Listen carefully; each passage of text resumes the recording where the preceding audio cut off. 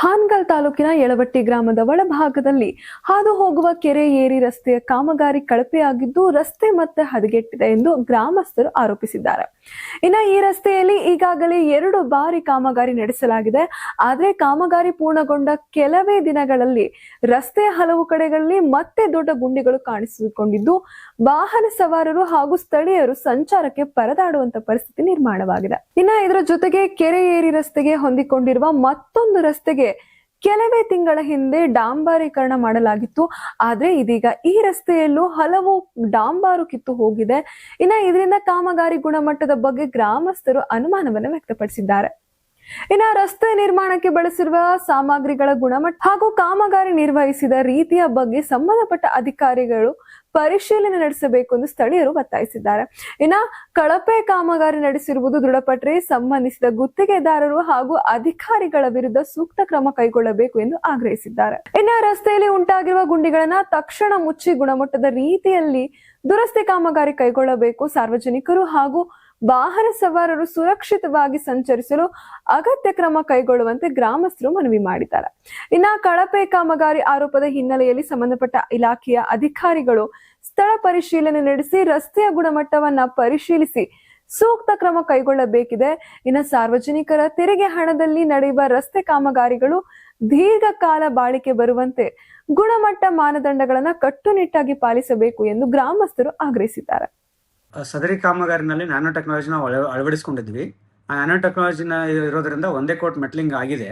ಆ ಒಂದೇ coat metalling ಮೇಲೆ ಡಾಂಬರೀಕರಣ ಮಾಡುವಾಗ ಮಳೆಗಾಲ ಹತ್ತಿರ ಇದ್ದಾಗ ಸ್ವಲ್ಪ ಮಾಡಬೇಕಾಯ್ತು ನೆಸೆಸಿಟಿ. ಯಾಕಂದರೆ ಅಲ್ಲಿ ಸಂತೆಗೆ ಆಯಿತು, ಎಲ್ಲ ಕಡೆ ಜನರು ಮುಖ್ಯವಾಗಿ ಬೊಮ್ಮನಳ್ಳಿ ಹೋಗುವಂಥ ಜನರೆಲ್ಲ ಬಳಸ್ತಾ ಇದ್ರು. ಮೆಟ್ಲಿಂಗ್ ಕಾಮಗಾರಿ ಮಾಡಿದಾಗ ಸ್ವಲ್ಪ ಜನರಿಂದ ಸ್ವಲ್ಪ ಸಮಸ್ಯೆ ಆಯಿತು. ಅಂದರೆ ನೀವು ಮೆಟ್ಲಿಂಗ್ ಮಾಡಿಬಿಡೋದೆಲ್ಲ ಡಾಂಬರ್ ಮಾಡಲೇಬೇಕು ಅಂತ.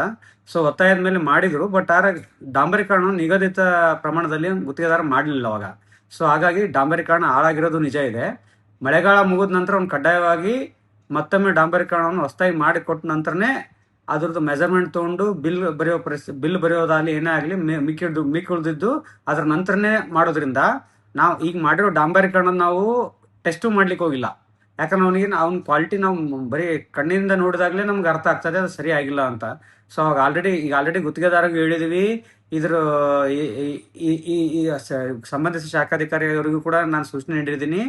ಸೊ ಮಳೆಗಾಲ ಮುಗಿದ ನಂತರ ಹೊಸದಾಗಿ ಡಾಂಬರೀಕರಣ ಮಾಡಿಕೊಡ್ತಾರೆ. ತಾಲೂಕು ಮತ್ತೊಂದು ಕೆಲವು ಕಡೆ ಕೇಳಿ ಬರ್ತಾ ಇದೆ, ಹಿಂಗೆ ಆಗಿದೆ. ಇನ್ನೊಂದು ಕೆಲವೊಂದು ಕಡೆ ಯಾರು ಈಗ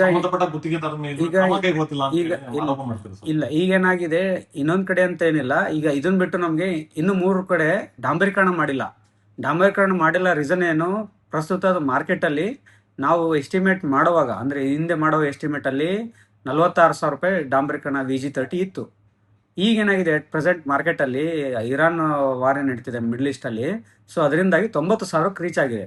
ಸೊ ಹಾಗಾಗಿ ಗುತ್ತಿಗೆದಾರರು ಈ ಪರಿಸ್ಥಿತಿನಲ್ಲಿ ಡಾಂಬರೀಕರಣ ಮಾಡ್ಲಿಕ್ಕೆ ಹಿಂದೇಟಾಗ್ತಿದ್ದಾರೆ.